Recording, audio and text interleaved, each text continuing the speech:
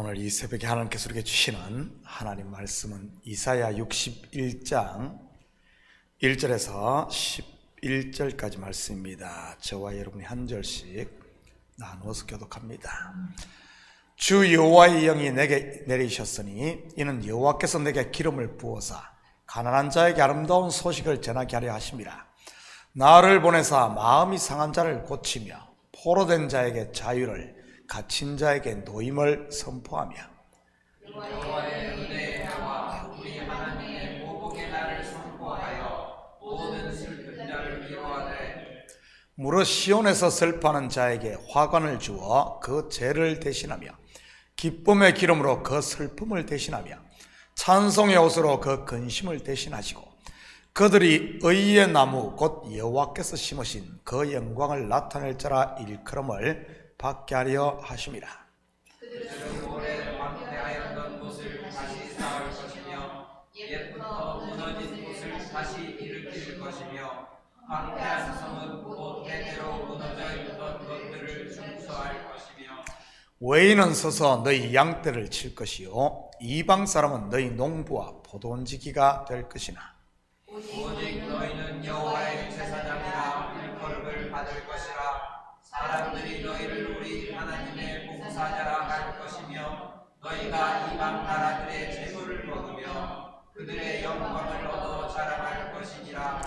너희가 수치 대신에 보상을 배나 얻으며 능욕 대신에 몫으로 말미암아 즐거워할 것이라. 그래야 그들의 땅에서 갑절이 나고 영원한 기쁨이 있으리라. 무릇 나 여호와는 정의를 사랑하며 우리의 강가를 미워하여 성실히 그들에게 갚아주고 그들과 영원한 언약을 맺을 것이라. 그들의 자손을 문나라 가운데 그들의 후손을 만민 가운데 알리리니 무릇 이를 보는 자가 그들은 여호와께 복받은 자손이라 인정하리라. 내가 여호와로 말미암아 크게 기뻐하며 내 영혼이 나의 하나님으로 말미암아 즐거워하리니 이는 그가 구원의 옷을 내게 입히시며 공의의 겉옷을 내게 더하시니 신랑이 사모를 쓰며 신부가 자기 보석으로 단장함답게 하셨으리라. 같이 읽겠습니다. 땅이 싹을 내며 동산이 거기 뿌린 것을 움돋게 함 같이 주 여호와께서 공의와 찬송을 모든 나라 앞에 솟아나게 하시리라. 아멘. 좋은 아침입니다. 오늘 본문은 설교가 따로 필요 없을 만큼 너무나 힘이 되고 위로가 되는 말씀입니다. 바로 예수 그리스도로 말미암아 임하게 될 하나님의 나라의 모습을 그리고 있으니까요. 예수님께서 이 말씀을 직접 인용하시면서 이 예언이 성취되었음을 선포하셨습니다. 바로 예수님께서 공생애를 시작하면서 말이지요. 같이 살펴보면서 예수님께서 하신 사역과 또한 은혜 받은 자로서 감당해야 할 일이 무엇인지 같이 공부해 보도록 하겠습니다. 1절입니다. 주 여호와의 영이 내게 내리셨으니 이는 여호와께서 내게 기름을 부어서 가난한 자에게 아름다운 소식을 전하게 하려 하심이라. 나를 보내사 마음이 상한 자를 고치며 포로된 자에게 자유를, 갇힌 자에게 노임을 선포하며. 주 여호와의 영이 내게 내리셨으니, 여러분 언제 예수님 위에 성령이 내리셨습니까? 마태복음 3장 16절 17절입니다. 예수께서 세례를 받으시고 곧 물에서 올라오실새 하늘이 열리고 하나님의 성령이 비둘기같이 내려 자기 위에 임하심을 보시더니 하늘로부터 소리가 있어 말씀하시되 이는 내 사랑하는 아들이요 내 기뻐하는 자라 하시니라. 바로 세례 요한으로부터 세례를 받고 올라오실 때입니다. 그렇다고 이것을 오해해서는 안 됩니다. 그 전에는 예수님 안에 성령이 없었단 말인가 하고 말이지. 그런 것이 아니라 예수님께서 공생애 즉 사역을 본격적으로 시작했음을 의미하는 것이니까요. 성령이 하는 일이 바로 하나님의 일을 감당케 하는 것입니다. 구약의 선지자들도 전부 성령이 임함으로 사역이 시작되었고 왕이나 제사장들은 기름 부음으로 직분을 감당하게 되었던 것입니다. 이 기름 부음이 상징하는 것이 성령인 것이고요. 예수님께서 왕이요 제사장이요 선지자 곧 기름 부음 받은 자임을 나타내는 것입니다. 메시아 그리스도로 말이지. 성령이 임하심으로 예수님께서 공생애를 시작하셨던 제자들 또한 오순절 성령 강림과 함께 복음 전파의 사역을 시작했던 것입니다. 이것은 지금도 마찬가지인 것입니다. 그래서 성령 받기 전에는 하나님의 일을 하지 말라고까지 하는 분들이 있습니다. 왜 그러겠습니까? 성령이 없이는 성령의 열매를 맺을 수 없기 때문입니다. 만약 성령의 인도하심이 없이 육신의 생각으로 주의 일을 한다고 나서게 되면 결국 거기서 맺히는 열매가 뭐겠습니까? 육체의 열매만 맺는 것입니다. 가난한 자에게 전해진 아름다운 소식 할 때 여기서 가난한 사람은 단순히 우리가 생각하는 돈 없는 가난을 말하는 것이 아닙니다. 예수님께 산상수훈의 팔복에서 했던 심령이 가난한 자, 곧 자기가 죄인임을 아는 자를 말하는 것이지. 어제 주일 설교로 말하면 예수의 빛 앞에서 땅에 엎드린 자 말입니다. 다메섹 도상에서 예수를 만난 바울이 알고 보면 가난한 자였던 것이지. 물론 세상적인 눈으로만 보면 전혀 아니지만 말입니다.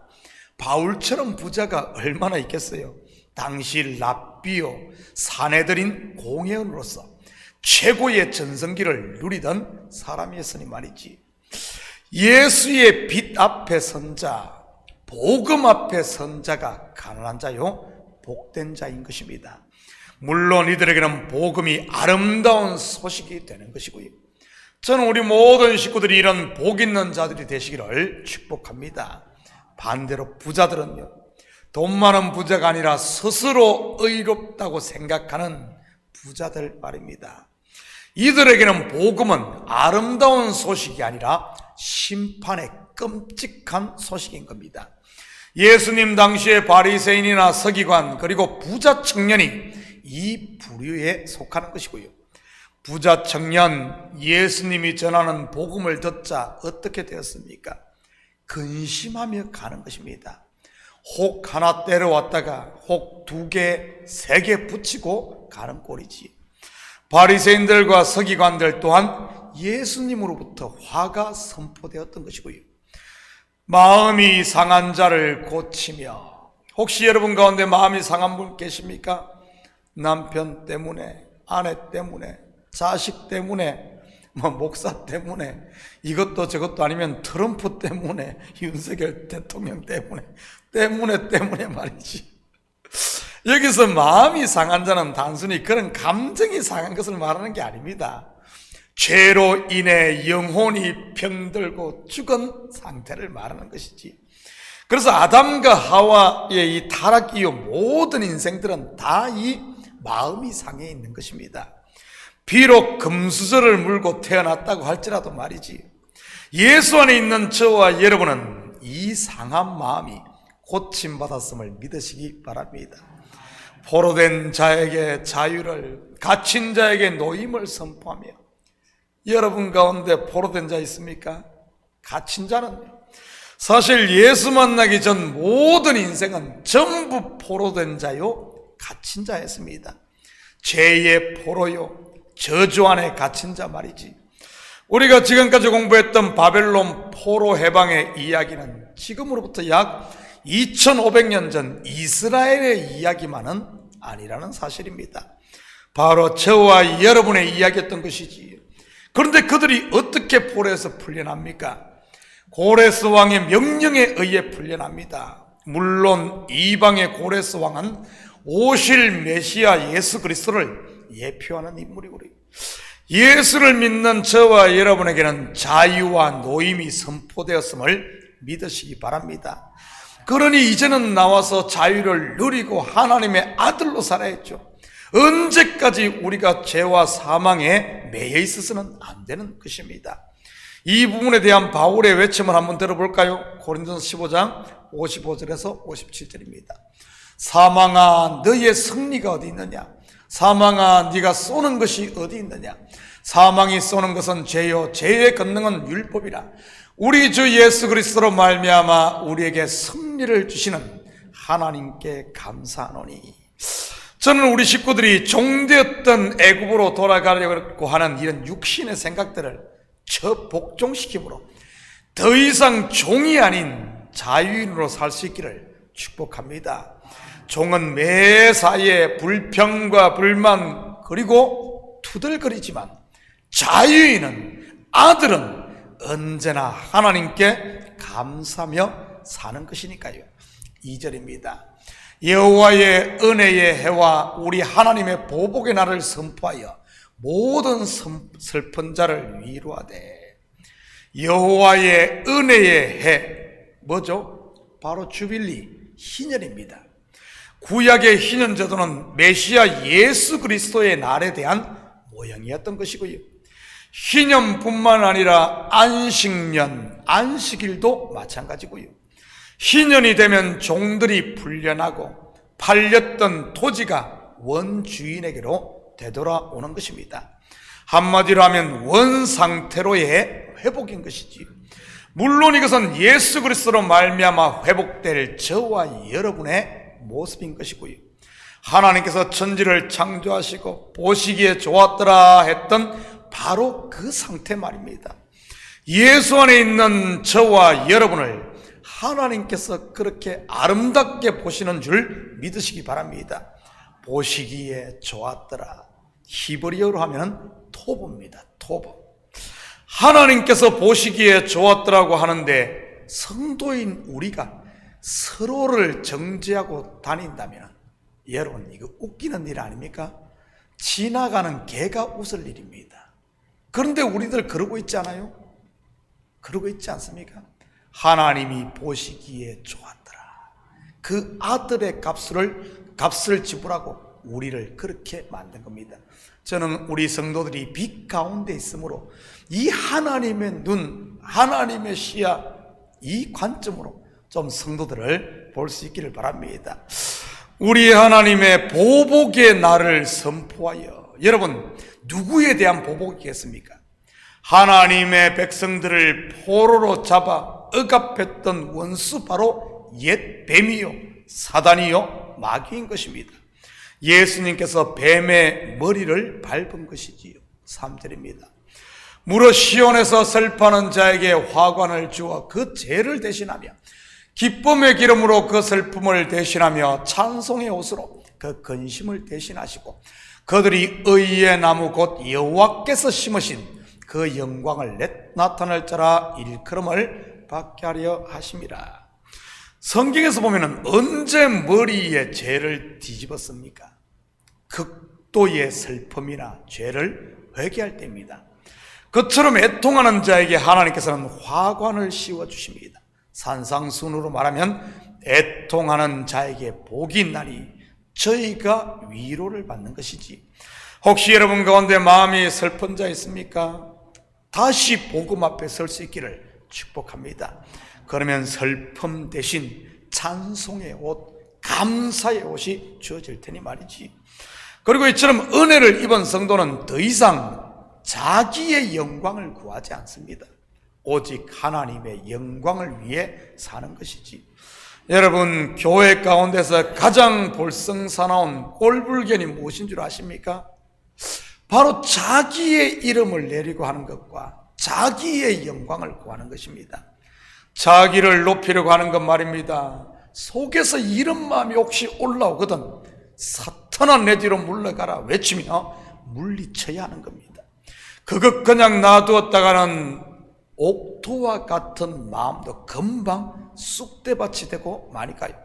잠언에 그러지 않습니까? 교만은 패망의 선봉이요 거만은 넘어짐의 앞잡이라고 말이지. 저는 우리 식구들의 이런 신앙의 기본에 좀 충실했으면 좋겠습니다. 기초가 튼튼한 건물이 높이 올라가고 뿌리가 튼튼한 나무가 거목이 되며 근실한 열매도 맺는 법이니까요. 그렇다면 이런 은혜를 입은 성도 곧 구원받은 우리가 감당해야 될 사명이 뭐겠어요? 4절입니다. 그들은 오래 황폐하였던 곳을 다시 쌓을 것이며 옛부터 무너진 곳을 다시 일으킬 것이며 황폐한 성읍 곧 대대로 무너져 있던 것들을 중수할 것이며, 이 일은 1차적으로는 바벨론 포로에서 돌아온 사람들의 성취가 되었습니다. 스룹바벨에 의해 성전이 재건되고 에스라에 의해 율법이 회복되었으며, 그리고 느헤미야에 의해 완전히 파괴되었던 예루살렘 성벽이 중건되었으니까요. 그렇지만 궁극적으로는 구원받은 우리가 감당해야 할 일이기도 하고요. 먼저는 사단이 무너뜨렸던 우리 마음의 성부터 다시 쌓아야 하는 것입니다. 말씀과 기도로 무장을 하고 성령 충만을 유지함으로 말입니다. 그래야 다시는 원수가 제집 드나들듯이 하지 못하니까요. 내 속에 말씀이 충만하면 사단의 거짓이 바로 분별되기 때문에 한 길로 왔다가도 7길로 도망가는 겁니다. 거짓은 진리 앞에 그 빛을, 그 힘을 잃어버리는 법이니까요. 혹시 여러분 마음에 무너진 곳이 있습니까? 일명 트라우마와 같은 이런 골짜기 진 것들 말이지. 과거의 버림받음에 대한 상처로 인한, 그래서 오는 이런 두려움 같은 것들. 저는 우리 식구들이 내가 바로 하나님으로부터 1만 달란트 탕감받은 은혜 받은 사람임을 바로 알므로 말미암아 이런 무너진 곳들을 좀 수축할 수 있기를 축복합니다. 더 이상 과거의 상처에 매이지 마시고요. 내가 받은 상처보다 더 큰 은혜를 받게 되면, 더 큰 사랑을 받게 되면 치료되거든요. 우리가 받은 은혜가 얼마나 큽니까? 100데나리온이에요? 아닙니다. 1만 달란트입니다. 1만 달란트. 1만 달란트. 이 사실을 알 때 우리가 받았던 이런 것들은 치유돼요. 복음 앞에 설 때 이런 것이 치유되고 회복되고 수축되어지는 겁니다. 뒤를 돌아보면 안 돼요. 과거의 성도는 뒤돌아보는 자가 아닙니다. 그래서 성경에서 보십시오. 뒤를 돌아보던 롯의 아내가 어떻게 됐어요? 소금 기둥이 되고, 애굽에서 나왔음에도 자꾸 뒤돌아보며 그리워하던 출애굽 1세대들이 어떻게 됐습니까? 광야에서 죽었지 않습니까? 우리의 표대는 뒤에 있는 것이 아니라 앞에 있음을 기억하시고, 옛 것은 툴툴 털어버리고 보라 새 것이 되었으니 새 것을 향해, 그리스도를 향해, 천국을 향해 전진해야 하는 겁니다. 사랑하는 성도 여러분, 오늘 하루도 하나님께서 저와 여러분을 위해 행하신 놀라운 이 복음의 소식을 듣고 또 들어 이제는 일어나 무너진 데를 수축하고 무너져 있는 형제들을 일으키고 사는 이런, 오늘도 좀 하나님의 이 사람, 하나님의 일꾼으로 사는 이런 복된 하루 되기를 예수님의 이름으로 축복합니다. 같이 기도하십시다. 사랑의 아버지 하나님, 참으로 감사를 드립니다. 맞습니다. 우리가 은혜 받은 자요, 이제는 우리가 아버지 하나님 작은 예수가 되어 제자가 되어 무너진 곳을 수축하고 아버지 하나님 쓰러진 것들을 일으키는 이 일을 감당해야 할 때임을 우리가 알게 하여 주시옵소서. 그래 아버지 하나님, 예수님께서 우리를 위해 행하신 이 일들을 잘 살펴 우리도 주님을 따라 그 일들을 행할 수 있도록 축복하여 주시옵소서. 이 새벽도 우리의 마음을 주님 앞에 쏟아놓을 때마다 우리 마음에 상처가 있다면 치유되게 하시고, 무너진 곳이 있다면 다시 아버지 하나님 세움받는, 수축되는 아름다운 역사가 있는 이 새벽 되게 도와주시옵소서. 감사드리며 예수님의 이름으로 기도드립니다. 아멘.